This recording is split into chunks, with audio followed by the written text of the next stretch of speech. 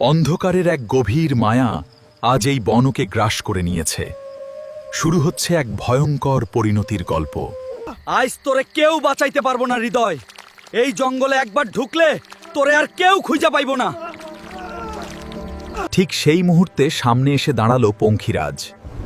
তার পিঠে বসা জেসমিন যেন সাক্ষাৎ যমদূত। পচ্ছার কাইলা পাঠা, হৃদয়রে ছাইরা দে, নাইলে আইজ রাতের জ্যোৎস্না তোর শেষ দেখা হইব। জেসমিন, তুই আমারে ভয় দেখাইতাছছ? তোর পঙ্খিরাজ আমার কি করতে পারবো? আমি কারো পরোয়া করি না।